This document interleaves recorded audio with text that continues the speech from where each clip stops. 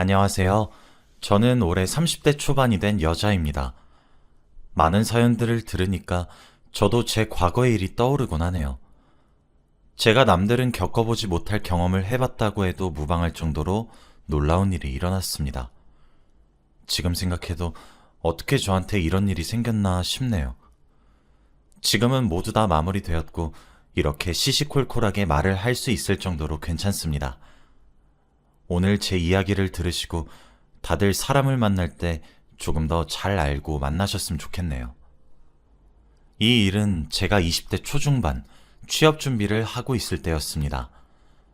저는 당시 하루하루가 바쁘게 취업 준비를 하고 있었고 남자친구는 직장인이었죠. 남자친구는 일을 하고 있었지만 저는 남자친구가 무슨 일을 하는지 몰랐습니다. 제가 물어보고 떠봐도 업무상 말할 수 없다는 말만 반복했죠. 많이 속상해하고 서운했는데 그럴 때마다 남자친구는 사과하면서 미안해했습니다. 나도 정말 말해주고 싶고 너가 얼마나 속상할지 이해가 되는데 업무상 말하면 안 되는 거라서 그냥 서비스직이라고만 생각해. 나쁜 일 하거나 그런 건 절대 아니야. 항상 저한테 미안해해줬고 제 마음을 알아주는 남자친구였기에 이해하려고 했습니다.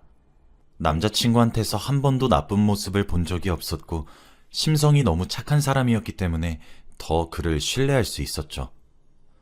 뭘 할 때마다 저 먼저 챙겨주고 제 입장을 항상 헤아려 주었거든요. 그래서 남자친구가 무슨 직업을 가졌든 스스로 알아서 잘하겠지라는 생각만 했습니다. 그렇게 연애를 1년 정도 했어요.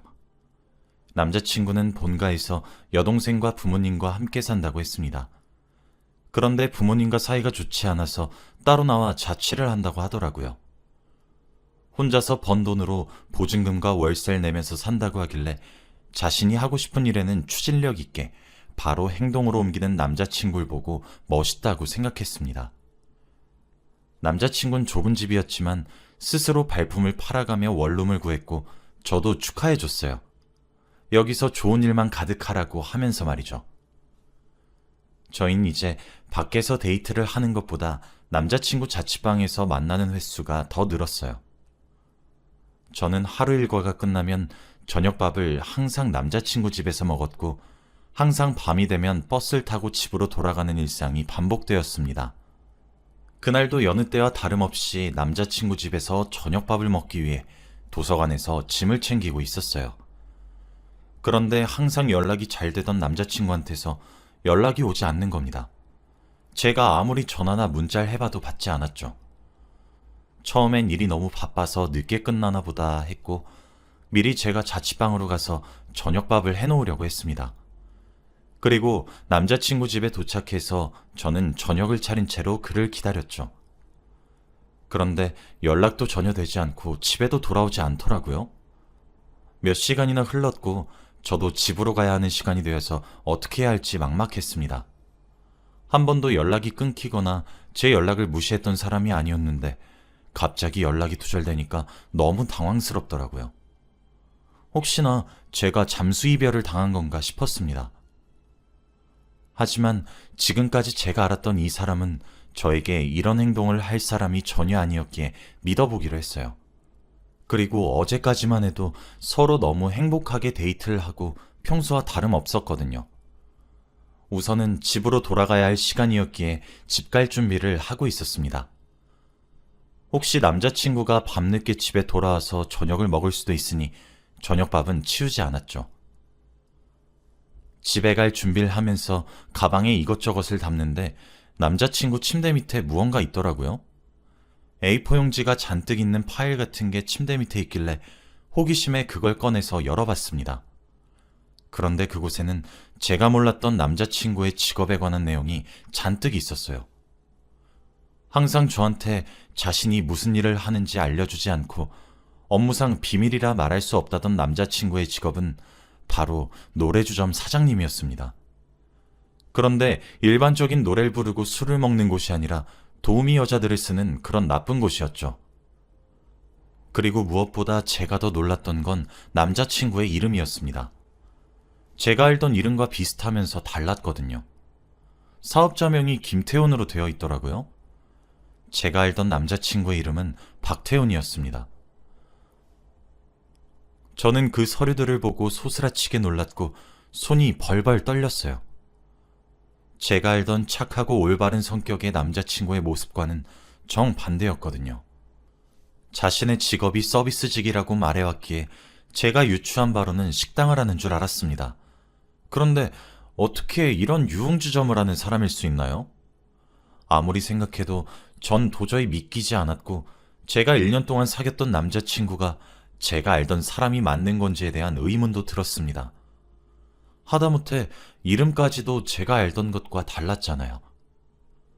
저는 온몸에 소름이 돋았고 최대한 빨리 짐을 챙겨서 그 집에서 도망치듯이 나갔습니다. 그렇게 그 사람과 헤어지려고 했어요. 그런데 이별을 고하기에 앞서서 그 사람은 연락이 일주일이나 두절되었습니다. 그래서 헤어지자는 말을 하지도 못하는 상황이었죠. 우선 문자로 제가 알게 된 내용과 당신한테 너무 실망했다는 것을 남겼고 최대한 빨리 연락을 달라고 했습니다. 그런데 남자친구는 일주일 동안 한 통의 연락도 없었고 딱 연락이 끊긴 지 8일째 되는 날 저를 찾아왔어요. 제가 집에 있을 때 전화가 와서 집 앞이니 잠시 나와달라고 하더라고요. 저도 이 사람이 저에게 무슨 말을 할지 너무 궁금했고 자세한 이야기를 들어보고 싶어서 그의 부름에 나갔습니다. 그런데 제가 나가자마자 그는 두 손을 싹싹 빌며 무릎을 꿇고 미안하다고 사과를 하더군요.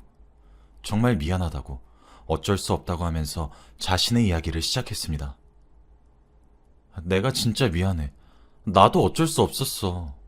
내 본명은 김태훈이 맞아. 그런데 부모님이랑 사이가 너무 안 좋고 그 집안의 자식인 게 너무 싫어서 이때까지 너한테 박태훈이라고 한 거야. 나도 이제 박태훈이라는 사람으로 살고 싶어서. 내가 너한테 일을 한다고 항상 말하고 싶었지만 사실대로 다 말해버리면 네가 떠날까 봐. 그게 너무 무서워서 말을 하지 못했어. 정말 미안해. 그는 제 앞에서 무릎을 꿇고 두 손을 싹싹 빌었습니다. 남자친구가 일주일 동안 연락이 두절됐던 이유는 바로 부모님과의 트러블이라고 했어요. 자신이 하는 일에 대해서 인정해주지 않는 부모님 때문에 일주일간 너무 힘들었다고 합니다. 그런데 저는 당연히 그를 보면 화가 치밀어 오르고 헤어짐을 단호하게 고할 줄 알았어요. 아무리 생각해도 상식적으로 그가 저한테 하는 행동들이 이해가 안 되었거든요. 하지만 제 앞에서 울면서 빌고 있는 남자친구를 보니까 마음이 약해지는 겁니다. 저는 결국 바보같이 아무 말도 못하고 괜찮다고 말해버렸어요. 그리고 정말 그러면 안 됐지만 다시 사귀기로 했습니다. 남자친구는 저에게 너무 고마워했고 다신 이런 실수를 저지르지 않겠다고 했죠. 더 이상은 저에게 숨기는 게 없다고 했습니다.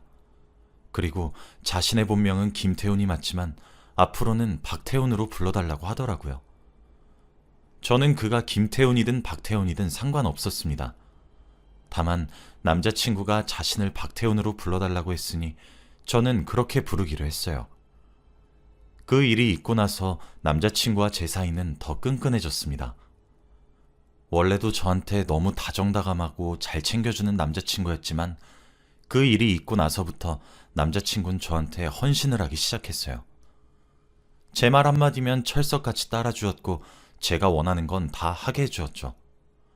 저도 그 모습을 보고 이 사람이 나한테 많이 미안해했었다는 걸 느꼈습니다. 주위 사람들이 제 남자친구가 무슨 일을 하는지 궁금해하면 당당하게 말하지 못하고 단순히 서비스직을 한다고 말을 돌려야 한다는 점이 조금 아쉽긴 했지만 그래도 저한텐 너무 잘해주는 남자였기 때문에 아랑곳하지 않았죠. 그리고 저희는 그 일을 기억 속에서 조금 잊혀가고 있었습니다. 저희 사이는 너무 좋았어요. 그 일이 있고 나서 5개월 정도 지났었습니다. 여느 때와 다름없이 도서관에서 하루 종일 공부를 하고 남자친구 집으로 가서 저녁을 먹었죠. 같이 하하호호 이야기를 나누면서 행복하게 밥을 먹고 있는데 갑자기 누군가가 현관문을 쾅쾅 두드리더라고요. 그런데 한 사람이 아니라 2명이었습니다. 현관문이 부서져라 쾅쾅대며 두드리길래 너무 무서웠죠. 그런데 오히려 남자친구는 태평하게 굴면서 아, 집주인인가 보다. 없는 척하고 있자. 라고 했고 남자친구 말을 따라서 저희 둘은 숨을 죽인 채로 집에 사람이 없는 척 했습니다. 그런데 밖에서 갑자기 남자친구 이름을 부르더라고요. 야, 김태현! 당장 문 열어! 라고 하면서 여자 둘이서 잔뜩 화가 난 채로 현관문을 두드렸습니다. 저는 너무 당황스러워서 당장 열어야 하는 거 아니냐고 말했죠. 그런데 남자친구는 부모님인 것 같아. 여동생이랑 같이 온 것 같은데? 라고 하며 어찌할 바를 몰라 했고 그러면서 저한테 잠깐 화장실에 들어가 있으라고 하더라고요. 현관문 앞에 있는 제 신발과 제 짐들을 잔뜩 주면서 화장실에 들어가 있으라고 했습니다. 저도 가족들 눈에 여자친구와 같이 자취방에 있는 모습을 보여주면 좋지 않을 것 같아서 그렇게 하겠다고 했고 저는 순순히 제 짐을 가득 안고 화장실에 숨어 있었습니다. 그리고 남자친구는 현관문을 열어서 여동생과 엄마라고 하는 사람들과 이야기를 나누더라고요. 화장실에 있어서 대화 내용은 잘 안 들렸고 상황이 빨리 끝나길 기다렸습니다. 그런데 갑자기 제가 있는 화장실 문이 쾅 하고 열리더라고요. 그러면서 남자친구 어머니로 보이는 여자가 갑자기 너 여기 숨어 있었구나 라고 하면서 대뜸 제 머리채를 잡았고 방으로 끌고 나갔습니다. 저는 한순간에 일어난 일이라 너무 당황스러웠고 놓으라고 했어요. 하지만 제가 아무리 말해도 남자친구 어머니는 절대 손을 놓지 않았습니다. 남자친구는 당장 손을 놓으라고 했는데 자신의 어머니를 부르는 호칭이 조금 이상했습니다. 바로 장모님이라고 했거든요. 저는 잡힌 채로 그들의 이야기를 듣고 있었어요. 장모님, 제가 잘못했어요. 그러니까 제발 이 여자 놓아주세요. 뭐? 자네 지금 와이프 앞에서 다른 여자 편을 드는 건가? 집에 있는 자네 아들은 눈에 들어오지 않는 거야? 자네가 무슨 일 하는진 진작 알았지만 이렇게 같이 놀고 다닐 줄은 몰랐네. 자네 술집에서 일하는 계집애인가? 어떻게 가정 있는 남자가 이러고 다닐 수 있나? 저는 대화 내용을 들을수록 얼이 빠졌고 상황 파악이 전혀 되지 않았습니다. 그런데 그때 남자친구 여동생이라고 했던 여자가 입을 열었어요. 당신, 와이프는 그렇다고 쳐도 어떻게 자기 아들까지 내팽개치고 여자를 만나? 그리고 지금 내 뱃속에 있는 아이는 또 어쩌고? 몇 달 뒤면 당신 아이만 2명이야. 근데 어떻게 이런 해픈 계집애랑 히덕거리고 있냐고. 그래서 집 나간 거야? 여자들 불러서 이런 짓 하고 다니려고? 제발 이젠 철 좀 들어. 알고 보니 제가 알고 있던 남자친구는 유부남이었습니다. 그것도 아이가 2이나 있는 아빠였죠. 그리고 그들은 제가 남자친구 가게에서 일하는 도우미 여자라고 생각했습니다. 여자 2이서 저를 대놓고 제가 어떻게 힘으로 이길 수 있나요? 남자친구는 하지 말라며 그 2을 말렸고 저는 억울해 미칠 지경이었습니다. 아무리 유부남인 줄 몰랐다고 말을 했지만 제 말을 들어줄 리 있나요? 유부남인 줄도 몰랐고 거기다가 아이가 있는 줄도 몰랐습니다. 하다못해 제가 그런 일을 하는 여자로 낙인 찍혔다는 사실이 더 억울했습니다. 남자친구는 그 여자 2한테 끌려갔고 남자친구 자취방엔 저 혼자 남겨졌습니다. 전 이 상황이 도저히 믿기지 않았고 온몸은 쓰라리니 눈물이 나더라고요. 유부남에다가 아이까지 있는 사람이랑 사귀었다고 생각하니 제 자신이 너무 한심했습니다. 한 30분을 혼자서 펑펑 울었던 것 같아요. 1년이 넘는 시간 동안 그 사람과 만났던 과거가 너무 쪽팔렸고 제발 꿈이길 빌었습니다. 집을 돌아가서 저를 보고 놀랄 가족들에게 어떻게 말을 해야 할지 막막했죠. 역시나 집에 들어가자마자 부모님과 제 친언니는 놀라서 달려왔습니다. 그런데 가족들 얼굴을 보니까 눈물이 더 나는 거 있죠. 저는 집 거실에 주저앉아 다시 펑펑 울었습니다. 너무 억울하고 화가 나서 참을 수 없었는데 가족들을 보니까 더 눈물이 났어요. 이런 딸이어서 너무 미안했거든요. 가족들에게 제 상황을 다 말했습니다. 아버지는 화가 미칠 듯이 나셔서 당장 그 남자를 잡으러 간다고 했고, 어머닌 그런 아버지를 옆에서 말리셨습니다. 그리고 언닌 오히려 침착했어요. 다행히도 언니가 변호사 일을 하고 있어서 당장 고소를 하자고 했습니다. 전적으로 자기가 도와주겠다고 하면서 말이죠. 그렇게 저희 집은 저 때문에 난리가 났습니다. 부모님 얼굴을 볼 면목이 없었고 너무 미안했죠.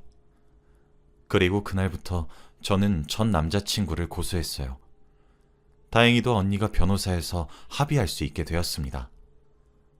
전 남자친구는 저에게 미안하다며 합의금을 주었고 자기 아내와는 이혼을 했다고 하더라고요.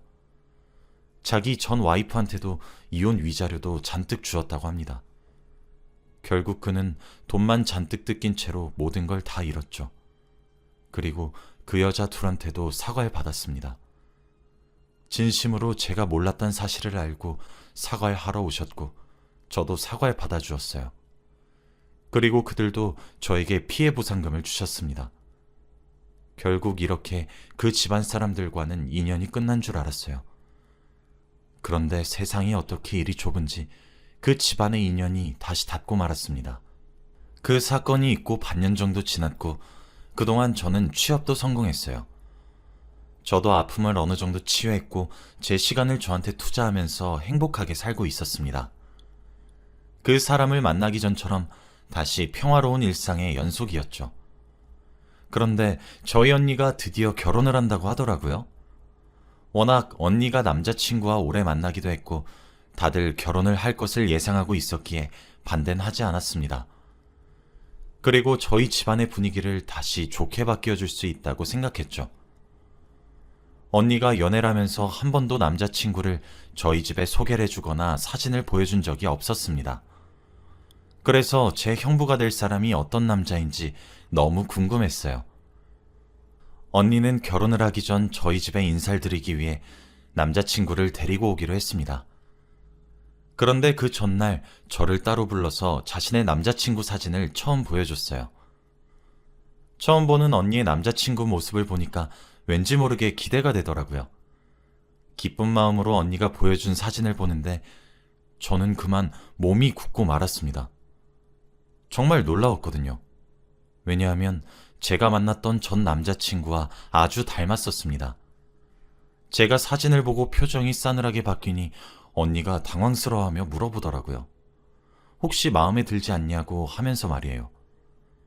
제가 전 남자친구를 고소했을 때 언니는 남자친구를 한 번도 본 적이 없어요.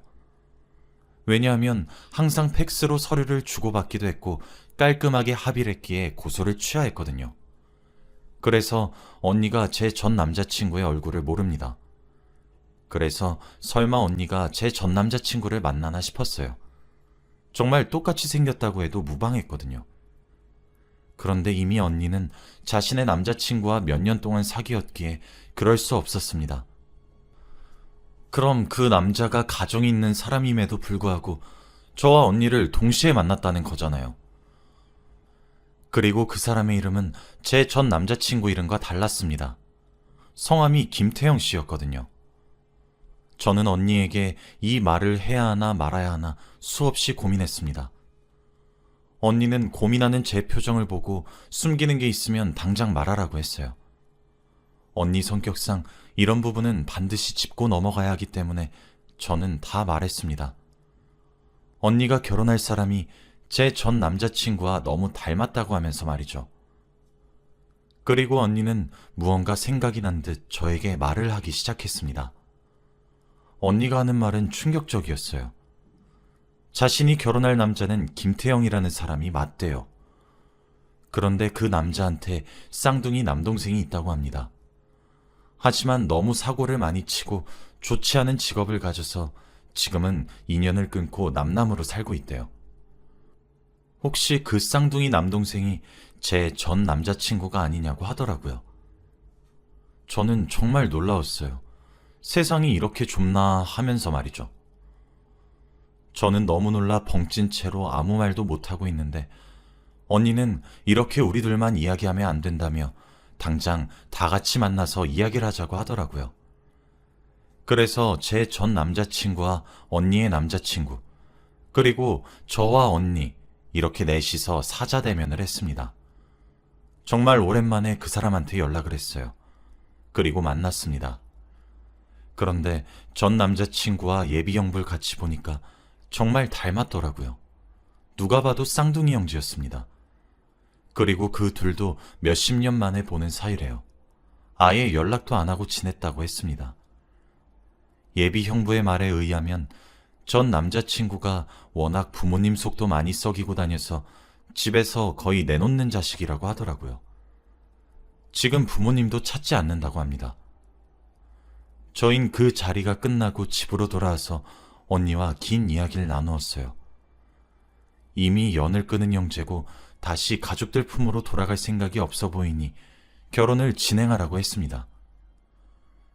언니는 저한테 너무 미안하다며 꼭 이 은혜를 잊지 않겠다고 했고 저는 괜찮다고 했어요. 솔직히 앞으로 언니가 결혼하면 형부의 얼굴에서 제 전 남자친구의 모습이 계속 보이겠지만 그래도 언니가 행복했으면 좋겠다고 생각했습니다. 그래서 제 욕심 때문에 언니를 파혼시킬 수 없었어요.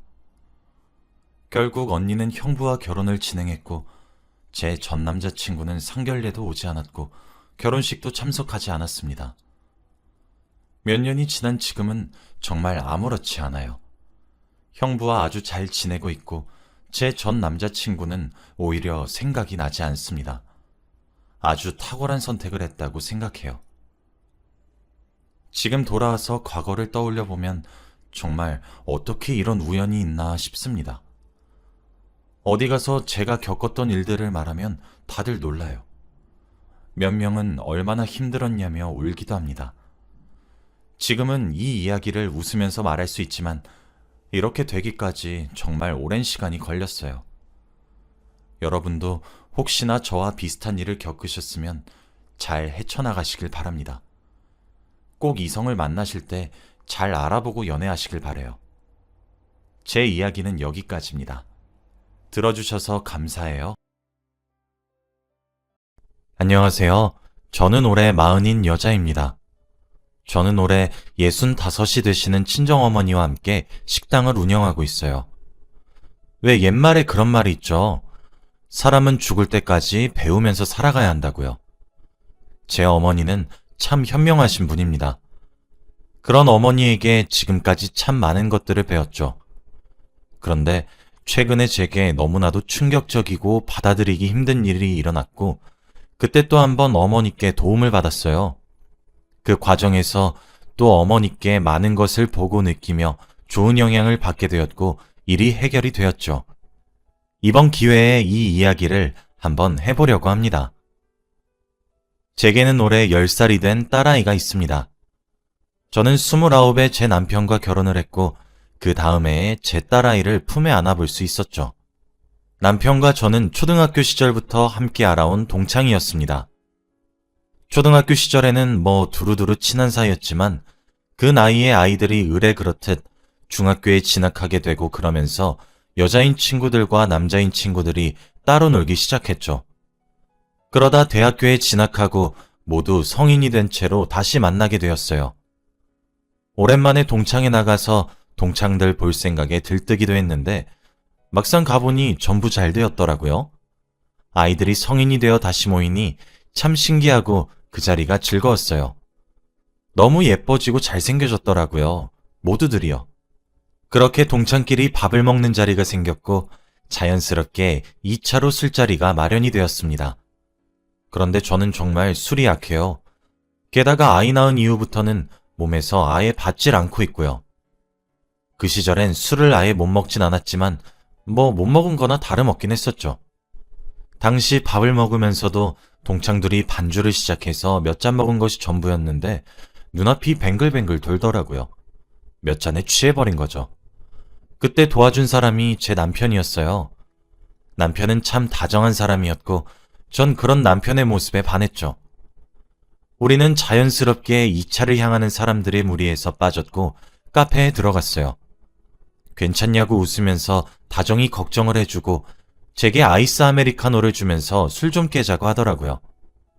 그때 제 나이가 대학을 막 졸업한 뒤였어요. 그때가 계기가 되어 저와 남편은 사귀기 시작했습니다. 저는 졸업을 했으나 어머니의 가게를 물려받기 위해서 일을 배우는 입장이었어요. 저는 대학을 진학하지 않으려고 했었는데 저희 어머니가 그래도 대졸은 되어야 한다는 입장이셨거든요. 남편은 군대에 갔다가 막 복학한 참이었죠. 아무래도 저는 사회생활을 시작하게 되었다 보니 남편보다는 좀 여유로웠습니다. 그렇게 남편의 뒷바라지를 시작했어요. 남편은 교대에 다니고 있었어요. 초등학교 선생님이 되기 위해서 임용고시를 쳐야 했죠. 그것마저 전부 뒷바라지를 했어요. 그래서였던 걸까요? 남편은 제게 참 잘해주었습니다. 항상 다정했고 자상했으며 제게 늘 결혼을 꿈꾸게 해주는 사람이었어요. 내가 만일 아이를 낳는다면 저런 남자가 아이의 아버지였으면 하는 생각이 종종 들었죠. 그렇게 저의 5년간의 뒷바라지 끝에 남편은 임용고시에 붙었고 꿈에 그리던 선생님이 되었어요. 모든 사람들이 그렇듯 신입은 참 힘들잖아요? 그래서 그런지 남편도 선생님이 되고 난 이후 좀 바빠졌어요. 환영회다 연수다 뭐다 해서 술자리도 잦아졌고요. 이해했습니다. 그동안 공부하느라 얼마나 지쳤겠어요. 그런데 그때 아이가 덜컥 생겼더라고요. 지금 제 딸아이가요. 마냥 무섭고 슬프고 우울했고 정말 오만 가지 생각이 다 들었죠. 그때 제 나이가 29이었거든요. 어쩌지 하면서 누구에게 말도 하지 못하다가 결국 남편에게 털어놨습니다.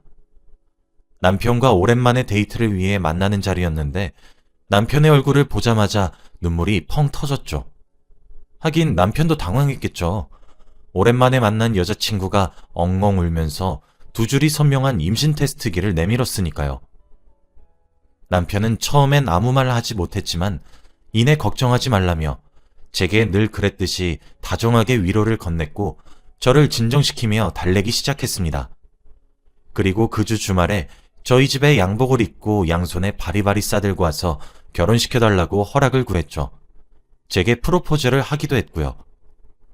비록 사고를 쳐서 결혼을 하지만 남부럽지 않게 잘 살겠다고 믿어 의심치 않았습니다.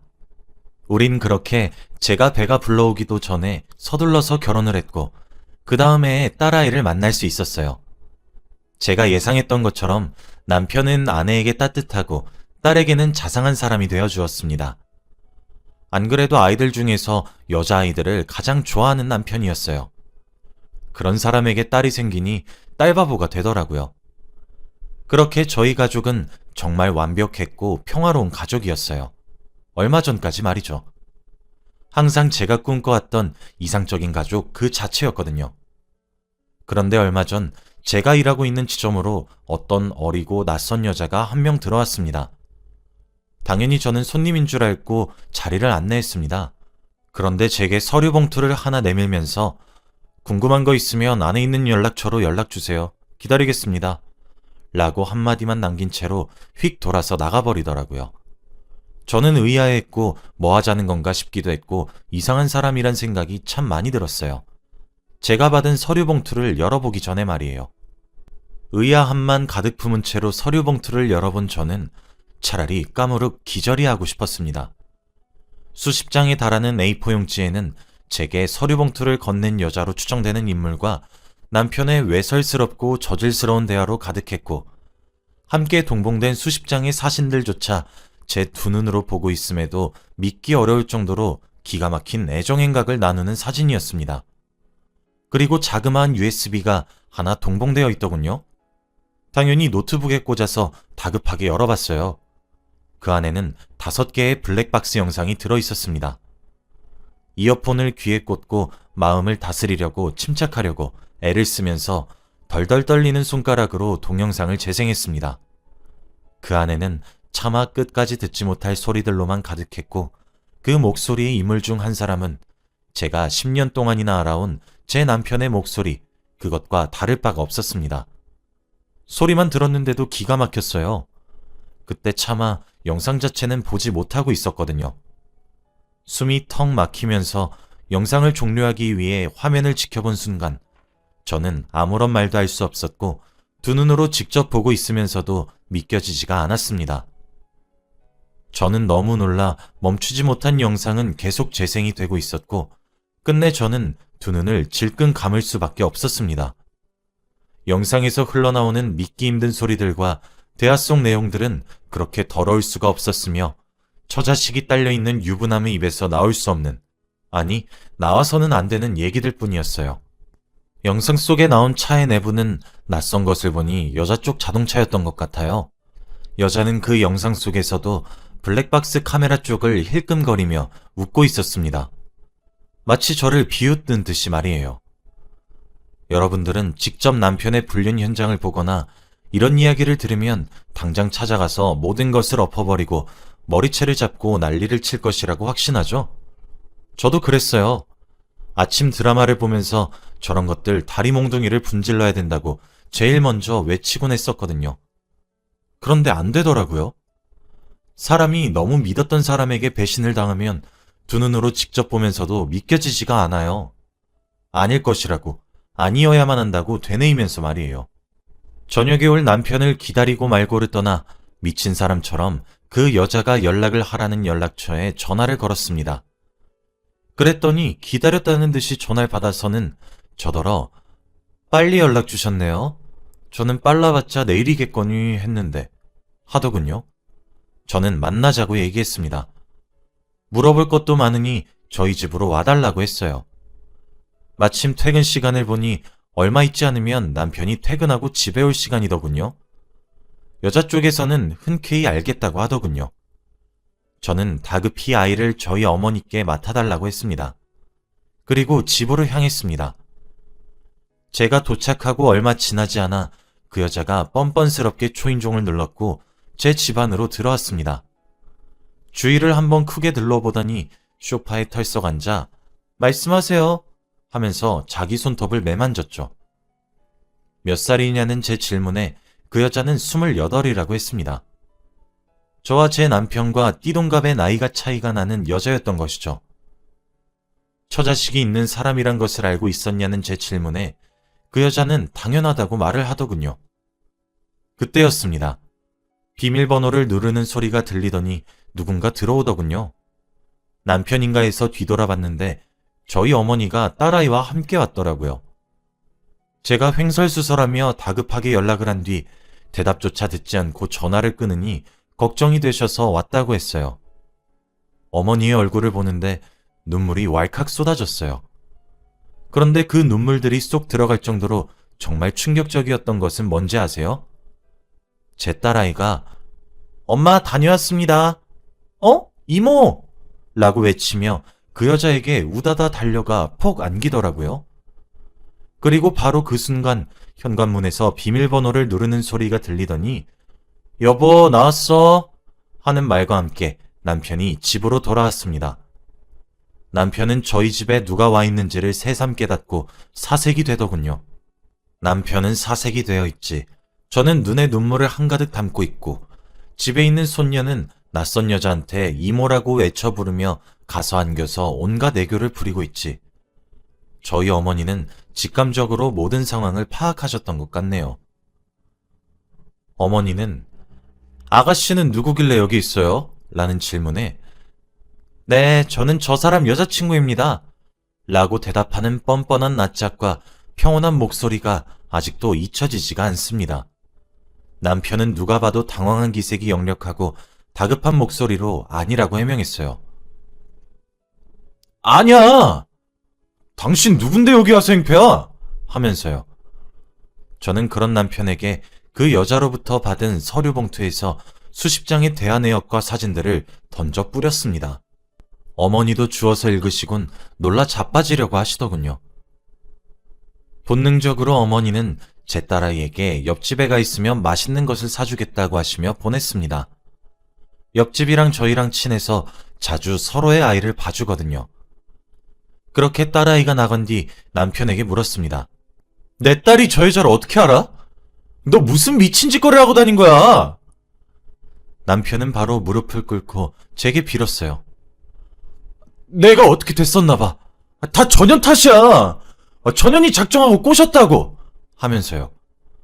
그런데 그 대화에 충격을 받았던 것인지 거기다 대고 그 여자는 말하더군요. 오빠? 오빠가 나한테 어떻게 그런 말을 할 수가 있어? 나만 사랑한다며 곧 이혼할 테니까 결혼하자고 했잖아. 딸내미 양육권도 오빠가 들고 오고 싶었다며. 그래서 나한테 선미 소개시켜준 거였잖아. 하면서요. 남편은 그 여자에게 조용히 하라고 윽박을 지르고 제게 잘못을 빌기 시작했습니다. 저는 그런 남편에게 입 다물고 닥치고 있으라고 일갈했고 그 여자에게 할 말이 있으면 해보라고 했어요. 그랬더니 제게 그러더군요. 애타게 바라만 보고 당신 눈치 살살 보면서 만났던 게 얼마나 힘든지 알아요? 당신이 고작 애 하나 낳아줬다는 이유로 당신 남편 억지로 함께 산다고 그랬다고요. 당신이 애 낳아준 것 말고는 뭐가 그리 잘났어요? 애 낳는 기계밖에 더 되냐고요. 당신보다 내가 훨씬 더 어리고 훨씬 더 예뻐요. 프로필 사진 보고 있으니까 화목한 가족인 척, 다정하고 가정적인 남편인 척, 온갖 척이란 척은 다 하던데 그쪽 남편 나랑 금지된 사랑했다고요. 우리 불륜 아니에요. 서로 인연이 안 되었던 사랑이 남들보다 조금 늦게 온 거지. 나한테 매일 밤마다 당신보다 날 더 많이 사랑한다고 속삭였고 결혼하자고 했다고요. 그러니까 저한테 선미도 소개시켜줬던 거고 저도 선미에게 엄마가 되어줄 마음으로 받아들인 거고요. 당신 남편이 진정으로 사랑하는 사람? 그게 나예요. 오늘 찾아온 건 당신한테 남편 좀 놔달라고 말하려고 온 거라고요. 남편을 물끄러미 쳐다보고 바라만 보고 있으니 아니라고 저것들 다 거짓말이라고 손사래를 치며 여자가 내뱉은 모든 말에 거부를 하기 시작했습니다. 그때 저희 어머니가 나섰어요. 둘 다 나가! 하면서요. 솔직히 그 뒤로는 잘 기억이 나지 않습니다. 저는 아무런 말도 못했고 그때 마침 계셨던 저희 어머니가 제 대신 상황을 중재하셨다는 것 밖에는요. 한참을 우두커니 서 있었는데 누군가 제 손을 맞잡아 주었는데 참 뜨겁더라고요. 고개를 들어보니 어머니셨어요. 그제서야 알게 되었죠. 제가 하얗게 질려있고 핏기가 가셨던 상태였단 것을요. 그 뒤로 저는 쓰러졌고 눈을 뜨니 병원이었습니다. 참 엎친 데 덮친 격이라는 말이 과언이 아닌 것이 제가 임신 8주차라는 말이 들려오더군요. 임신 초기인데 지금 스트레스를 너무 받고 계시다고 이러시면 안 된다고 입원을 권유했죠. 어떻게 해야 하는 건지 아무것도 알 수가 없었습니다. 무엇을 해야 하는 것 또한 마찬가지로 알 수가 없었죠. 어머니는 제게 조용히 이혼하자고 얘기하셨고 저도 그냥 고개를 끄덕였습니다. 어머니는 제가 살아오면서 만난 사람들 중 가장 현명하신 분이니까요. 그렇게 이혼 소송을 준비했습니다. 증거로는 제가 상간녀에게 받은 자료들을 전부 넘겼어요. 그리고 그뿐만 아니라 사단이 났던 날 어머니가 바로 휴대폰을 켜서 대화를 녹음했더라고요. 녹음 파일도 함께 넘기니 변호사가 혀를 내두르며 이렇게 멍청한 상간녀는 처음 본다고 하셨죠. 당연히 소장이 날라갔고 시댁에서도 뒤집어졌겠죠. 시댁에서 연락이 오더라고요. 사실 저는 어머니와 함께 고깃집을 운영하고 있습니다. 사실 말이 운영이지 프랜차이즈 지점을 몇 개씩 하고 있어서 솔직히 경영에 가깝습니다. 가게들은 전부 어머니 명의로 되어 있고 어머니는 이제 가게 운영은 저에게 전부 맡기셨습니다. 저는 월급만 좀 넉넉히 받고 있는 편이고요.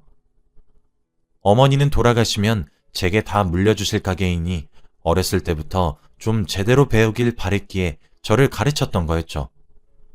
그렇게 작은 프랜차이즈 사업을 해서 그런지 친정이 좀 여유로운 편에 속합니다.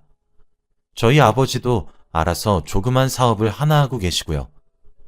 그 밑에서는 저희 오빠가 일하고 있죠. 반면 시댁은 그렇지 않아요. 적당하게 모자라고 적당하게 여유로운 집입니다. 그냥 묻어나고 평범한 집안이요. 그래도 남편이 공무원이라 집안의 자랑거리인 그런 집이요. 형편을 따지자면 저희 집이 훨씬 나아요. 집도 저희 쪽에서 해갖고 남편이 혼수를 해왔거든요. 제가 이 얘기를 왜 하냐면 저는 시집살이도 꽤 당했어요. 처음 결혼을 하기 위해 시댁에 인사를 드리러 갔을 때 공무원 아들을 장사꾼한테 장가 보내시는 것이 억울하시다며 임신한 저를 앞에 두고 목청껏 울음을 터뜨리셨던 분이 저희 시어머니셨고 그 옆에서 한숨만 푹푹 내쉰 사람이 시아버지셨죠. 그 집구석에는 그나마 아가씨가 제일 정상적인 사람이었던 것 같네요. 그렇게 공무원 아들을 염치 없이 뺏어간다고 조롱하고 임신한 저를 그렇게 못살게 괴롭히고 그러셨던 양반들이 남자는 한 번쯤 실수를 할 수도 있다고, 그러게 왜 남편 관리를 똑바로 하지 않았냐고 참 말 같지도 않고 기가 차는 얘기들만 하더라고요. 기껏 임신해 와서 결혼을 허락해줬는데 딸이나 낳은 사람이라며 조롱할 때는 어디로 갔는지 병원에 누워있는 제게 다가와서 손을 꼭 잡으며 우리 앞으로 잘해보자 아가 하시는데 처음으로 내가 그동안 돌았고 미쳤었던 거란 생각이 들더군요. 소리를 치고 내쫓을 힘도 없었는데 다행히 그때 저희 오빠와 아빠도 소식을 듣고 병원을 왔고 시댁 식구들을 다 내쫓았습니다.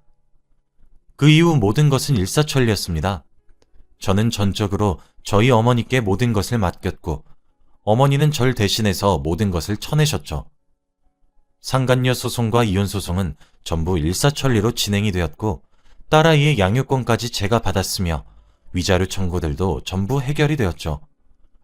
중간중간 남편으로부터 연락이 왔지만 그 모든 것들은 친정 식구들이 발벗고 나서서 전부 막아주었습니다. 그리고 그때 제가 난생 처음 받아보는 충격에 많이 힘들었던 것이었는지 뱃속에 있었던 아이는 유산이 되었고 그 소식까지 남편에게 들어갔죠. 남편은 울며 불며 연락을 해왔고 제게 손이 발이 되도록 싹싹 빌었습니다. 상간녀는 정말 머릿속에 무슨 생각이 들어있는 것인지 알 수가 없었는데 정말 순수하게 제게 이혼을 원했나 보더라고요. 상간녀 소송까지 들어가고 상간녀가 다니고 있던 회사와 본가에 내용증명 서류를 보내니 꽁지에 불이 붙은 듯 제게 연락해서 용서해달라고 비는데 이딴 두 사람 때문에 제 인생이 망가진 것만 같아 참 씁쓸하더군요. 아직까지 해결된 것은 아무것도 없습니다. 여전히 저는 힘들고 지치고 많이 슬픕니다. 제 딸아이는 제 눈치를 보는 것인지 아이 아빠가 없어도 찾지 않고 제게 물어보지 않아요. 아마 아이도 직감적으로 느끼는 것 같아요. 아이에게는 정말 미안한 일이지만 아이 아빠와는 이혼을 하게 될 것이고 상간녀도 더 이상 사회에서 뻔뻔한 낯짝을 들고 다닐 수 없게 만들어주고 싶습니다. 물론 아이의 아빠도 그렇게 할 생각이고요. 불륜을 저지르는 사람이 미래에 자라나는 새싹들을 가르친다는 것도 어불성설이라고 생각해서 교육청에도 민원을 넣어 제 남편도 뻔뻔하게 아이를 가르치는 직업을 가지지 못하게 할 것입니다. 제가 독하면 독하다고 할 수 있고 참 어지간히 한다고 생각이 드실 수도 있는데 저는 정말 그렇게라도 하지 못한다면 이 세상을 견디면서 살아갈 수가 없을 것 같아요. 이렇게 익명으로 사연을 보내게 된 이유도 응원받고 싶어서입니다. 어디에 가서 이야기를 할 수도 없는 노릇이니까요. 저는 친정의 도움은 받을 수 있을 만큼 받아서 제가 받은 상처에 곱절에 곱절을 더해 되갚아 줄 거예요. 그러니 여러분들도 얼굴도 이름도 모르는 저를 응원해 주셨으면 좋겠습니다. 지금까지 제 글을 읽어주셔서 감사합니다. 여러분들 가정은 부디 행복만 가득하시길 바랍니다. 안녕하세요. 저는 올해 48살이 된 남자입니다. 저는 어린 시절에 어머니를 하늘로 보내드렸는데 곧 어머니 기일이라 마음이 싱숭생숭해서 저의 철없던 시절의 이야기를 한번 해볼까 해요. 솔직히 사연을 올리기 전에 제가 비난을 많이 받을까봐 걱정이 되긴 했지만 제가 100번 잘못한 일이기도 하고 늘 제 곁에 있으시던 어머니가 너무 보고 싶어서 한번 끄적여 봅니다. 우선 저는 태어나서부터 부모님 사이가 굉장히 좋지 않았어요. 아버지는 술버릇이 고약하셨고 어머니는 힘이 약하신 탓에 그저 참을 수밖에 없었습니다. 저는 아버지가 매번 그러실 때마다 장롱 속으로 들어가 귀를 막고 얼른 상황이 끝나기만을 기다렸죠. 결국 동네 주민분들의 제보로 아버지는 감옥을 갔고 어머니와 이혼을 하게 되었죠. 저는 그때부터 어머니와 단둘이서 살게 되었습니다. 저희 동네가 워낙 좁다 보니 동네에서 일어나는 일들을 모든 사람들이 다 알거든요. 동네에 중학교랑 고등학교가 하나밖에 없어서 부모님들까지 다 아는 사이인데 항상 친구들의 입에는 저희 가족 이야기들이 오르락내리락 했어요. 이혼을 하니까 친구들은 저를 보듬어줄 생각은 전혀 하지 않았고 오히려 아빠 없는 애라면서 괴롭히더군요. 한 번은 제가 반항도 하지 않고 친구들이 때려도 가만히 있으니까 저희 엄마의 이름을 들먹이며 저와 제 어머니를 모욕하는 겁니다. 저를 욕하는 건 참을 수 있었지만 엄마를 욕하는 건 참을 수 없어서 저는 그 친구에게 저도 모르게 주먹이 날아갔어요. 저도 그런 적은 처음이라 제 자신에게 당황했습니다. 그런데 그 친구는 웃으면서 가정환경을 운운하면서 친구들과 하하호호 웃더군요. 그날 저와 그 친구는 학교에 남아서 담임선생님과 상담을 했고 부모님까지 호출했습니다. 그 친구는 저희 동네에서 가장 큰 집에서 살고 있었고 부모님 두 분 다 대학교 교수님들이에요. 원래 서울에서 살고 있었는데 친구가 워낙 사고를 많이 쳐서 시골로 이사를 오면 나아질 것 같아 왔다고 하더군요. 그 친구의 부모님을 보는데 정말 귀티나고 멋스러웠습니다. 교수님들이라서 그런지 저한테 미안하다고 사과를 하시더라고요. 그치만 친구는 전혀 자신의 한 말에 대해서 사과는 일절하지 않았죠. 저는 그 친구의 부모님을 보니까 저희 어머니가 제발 오지 않았으면 좋겠다고 생각했을 그때 저희 어머니가 교무실로 들어왔습니다. 무릎이 다 튀어나온 추리닝에 화장 하나 하지 않은 얼굴과 맨발에 슬리퍼를 신고 왔더라고요. 저는 너무 창피했고 제가 피해자인데 가해자가 된 것 같은 기분처럼 고개를 들지 못했습니다. 친구도 저희 어머니를 보고 웃으면서 제 귀에다 대고 역시 그 엄마의 그 아들 라고 했죠. 저는 화가 머리끝까지 났지만 그 이야기는 저만 들었기에 상황이 더 커질 것 같아서 꾹 참아버렸습니다. 그때 당시에는 그 몰골로 학교를 찾아온 어머니가 제일 미웠습니다. 어머니가 학교에 오지만 않았다면 저는 그 친구에게 그런 말을 들을 이유가 없었을 거라고 생각했거든요. 저는 학교에서 상담이 끝나고 집으로 돌아와서 책가방을 바닥에 던지면서 엄마에게 엄마, 제발 학교 좀 찾아오지 마! 라고 소리쳤습니다. 왜? 엄마가 우리 아들이 다니는 학교에 간다는데. 엄마 쪽팔린다고. 걔네 부모님 봤지? 대학교 교수님들이야. 걘 우리가 절대 상대할 수 없는 애라고. 그냥 제발 바쁘다고 못 온다고 해. 다신 우리 학교 찾아와서 나 망신 주지 마. 알겠어? 라고 한 뒤 방문을 쾅 닫고 들어갔습니다. 책상에 앉아서 제가 한 말을 다시 생각해보니 말을 너무 심하게 한 것 같더라고요. 사과를 하려고 거실로 나갔을 땐 어머니는 이미 자고 있어서 어쩔 수 없이 사과를 하지 못했습니다. 다음날 아침에 일어나서 거실에 나오니 어머니는 허름한 바지를 입고 좁은 집구석을 걸레질하고 있더군요. 아들, 일어났으면 아침 먹고 엄마 화장실 청소 좀 도와주라. 나 약속 있어. 저는 약속이 없었지만 그저 어머니와 집으로부터 탈출하고 싶었습니다. 아침밥을 먹고 밖으로 나가기 위해 준비를 하고 나오니 엄마가 식탁에서 제가 아침밥을 먹고 남은 반찬들을 모두 양푼이 그릇에 담아서 고추장에 비벼서 우걱우걱 먹고 있더라고요.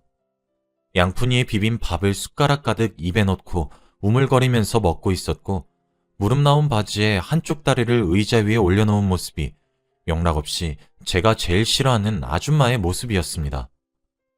대학 교수님들은 이렇게 안 드시겠지? 라는 생각이 들었네요. 아들, 언제 들어올 거야? 나가봐야 알지. 어머, 얘가 엄마한테 말하는 것 봐. 근데 엄마가 요즘 식욕이 왜 이렇게 땡기지? 살찌려고 그러겠지. 저는 급하게 집에서 나와서 친구들을 만나고 놀았습니다. 저는 솔직히 고등학교 시절에 정말 철없고 막 나가던 아이였어요. 솔직히 지금 생각해보면 많이 후회가 되네요. 그런데 저희 동네가 워낙 작다 보니 제가 밤 12시가 되어서도 집에 안 들어가니까 엄마가 저를 동네 구석구석 찾아다니고 있는 것을 보았습니다. 저는 친구와 같이 엄마가 저를 찾지 못하게 숨었죠. 집에 들어가니 엄마가 거실 땅바닥에 이불도 없이 혼자 누워있더라고요. 어디 갔다가 이제 와? 친구들 만났지. 왜 앉아? 요즘 따라 잠이 잘 안 오네. 근데 너 술 먹었니? 내가 밖에서 뭐라고 다니든 무슨 상관이야. 신경 꺼. 너 엄마한테 무슨 말버릇이야. 엄마 자꾸 힘들게 할래? 내가 가정교육을 잘못 받았나 보지. 그 부모의 그 아들이니까. 하고 방문을 쾅 닫고 방으로 들어갔습니다. 저는 새벽에 물을 먹기 위해서 잠깐 거실에 나가려고 했는데 방문 밖에서 어머니가 우는 소리가 들리더군요. 저는 사과를 할까 생각했지만 너무 낯간지러워서 결국 사과를 하지 못했습니다. 그런데 다음날 학교를 가려고 준비를 하는 도중 탄내가 나서 거실로 나가보니 어머니가 가스레인지에 찌개를 끓이다가 불을 끄는 걸 깜빡했는지 찌개가 냄비 밖으로 새어나오더라고요. 저는 너무 놀라서 당장 불을 끄고 어머니한테 엄마, 이게 뭐 하는 거야? 우리 집 불 낼 일 있어? 라고 했죠. 왜 그래, 아들? 내가 언제 저걸 켰다고 그래? 엄마, 제발 정신 좀 차려. 요즘 왜 이래, 진짜? 왜 기억을 못하냐고. 건망증이야? 옛날엔 안 그랬잖아. 제발 정신 좀 차리고 살자, 엄마. 어? 저는 그 말을 남기고 학교로 왔습니다. 엄마는 공장을 다니면서 돈을 벌고 있었고, 저도 알바를 하면서 생활비에 조금씩 보탰어요. 엄마 혼자서 공장에서 돈을 버는 건 너무 벅찰 것 같았거든요. 그런데 학교에 있는데 담임 선생님이 저를 따로 급하게 부르셨고, 선생님을 따라가 보니 어머니가 쓰러졌다고 하는 겁니다. 저는 너무 놀라서 당장 조퇴를 하고 어머니가 입원해 있는 병원으로 달려갔습니다. 달려가는 동안 어머니를 앞으로 못 볼 수도 있다는 생각이 들면서 이때까지 불효했던 일들이 떠오르더라고요. 제가 어머니 대신 죽고 싶다는 생각까지 했습니다. 정말 뛰어가는 그 시간이 얼마나 길게 느껴졌는지 몰라요.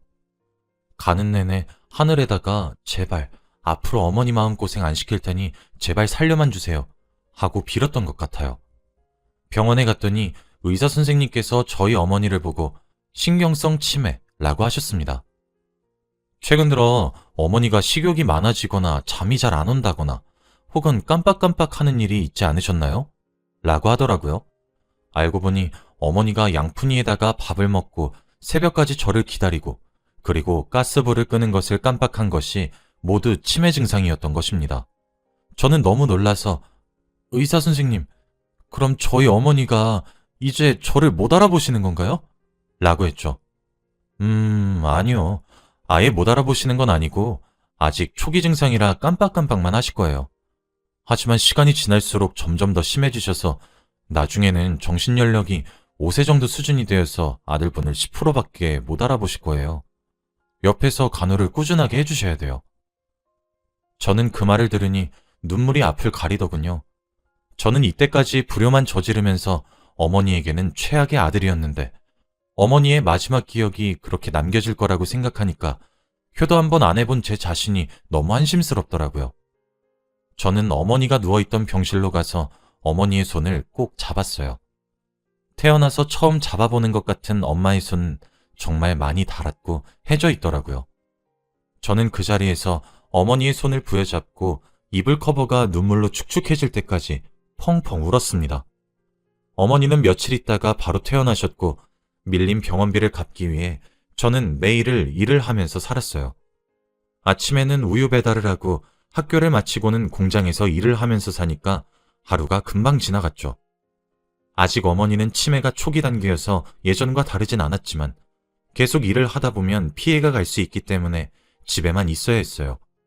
당연히 어머니는 다니던 공장에서 일을 할 수 없게 되었고 오로지 생활비는 저의 몫이었죠. 어머니가 아프시기 전에는 대학교에 가려고 공부도 열심히 해서 성적도 나름 괜찮았는데 제가 대학교에 가버리면 어머니를 보살펴줄 사람이 없기 때문에 대학교 진학은 포기해야 했습니다. 저는 다음날 학교에 가서 담임 선생님께 돈이 없어서 대학교를 진학하지 않겠다는 말을 했어요. 일부러 어머니가 아프다는 말은 하지 않았습니다. 그러니 선생님은 바로 알겠다고 하더라고요. 그런데 집으로 돌아오니 어머니가 너 대학교 안 갈 거니? 라고 물었습니다. 그냥 나 대학교 안 가고 싶어. 알잖아, 나 공부 안 좋아하는 거.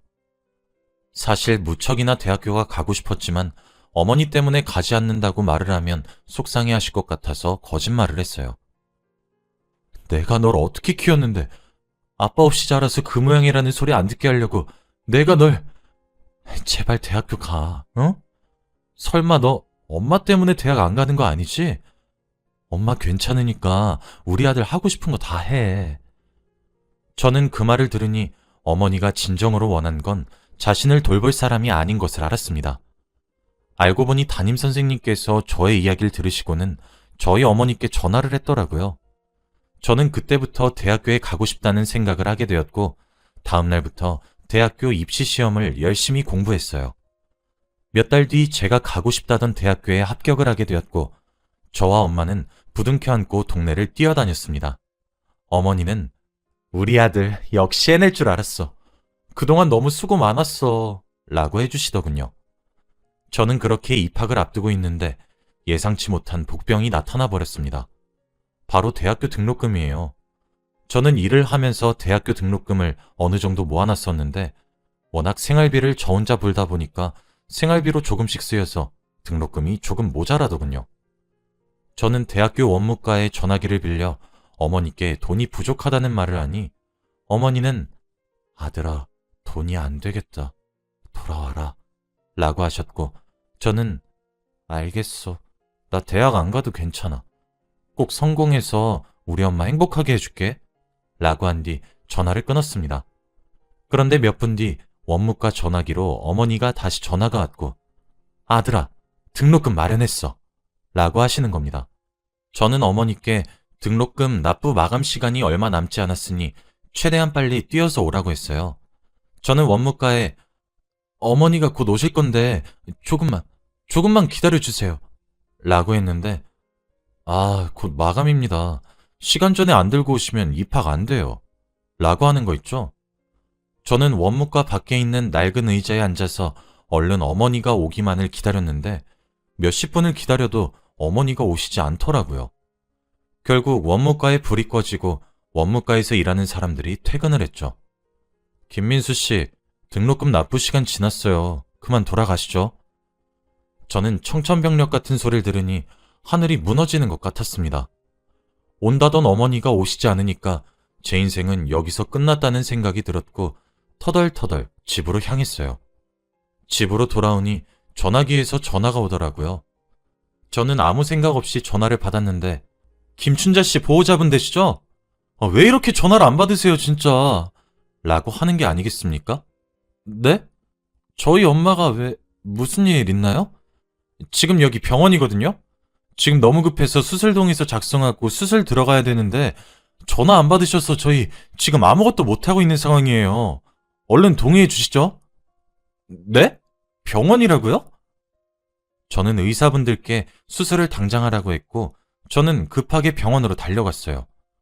병원으로 도착해서 간호사분께 어머니가 어떻게 된 거냐고 물으니 환자분 횡단보도 뛰어가시다가 차에 치이셨어요. 급하게 어디 가셨는지 신발도 짝짝이로 신으시고 손에는 흰색 돈봉투가 쥐어져 있던데요? 라고 하시면서 어머니의 신발과 흰색 돈봉투를 저에게 쥐어주셨습니다. 흰색 봉투 안에는 저의 대학교 등록금이 가득 들어 있었어요. 저는 그 말을 듣고 그 자리에 주저앉아 펑펑 울었습니다. 어머니는 저에게 등록금을 얼른 전해주려고 급히 뛰어오시다가 차에 치이신 거죠. 저는 제 자신한테 너무 화가 났고 제가 빨리 오라고 독촉만 하지 않았어도 지금 같은 비극은 일어나지 않았을 것 같더군요. 수술은 무려 7시간이나 했고 저는 손톱을 물어뜯으면서 오만 생각을 다 했어요. 어머니가 수술실에 들어가 있을 동안 혹시 어머니가 세상을 떠나시면 어떡하지? 라는 생각부터 너무 죄송스러운 마음에 펑펑 울었죠. 그때 수술이 끝나고 나오신 의사 선생님께서의 첫 마디는 바로 죄송합니다. 최선을 다했지만 이었어요. 저는 의사 선생님을 붙잡고 펑펑 울면서 제발 저희 어머니 살려주세요. 평생 아들한테 효도 한번 받아보지 못하고 이렇게 가면 저희 어머니 너무 불쌍해서 안 돼요. 제발 딱 한 번만 제발요. 라며 오열을 했죠. 그런데도 의사 선생님은 이미 수술대 위에 올라왔을 때 저희가 손을 쓸 수 없는 상황이었고 최대한 노력해봤지만 힘들었습니다. 만약 제가 조금만 더 집에 일찍 와서 전화기를 받고 어머니의 수술을 동의했다면 어머니는 과연 살았을까요? 어머니가 돌아가신 게 전부 다 제 탓인 것 같고 그때는 세상도 저도 참 많이 원망스러웠습니다.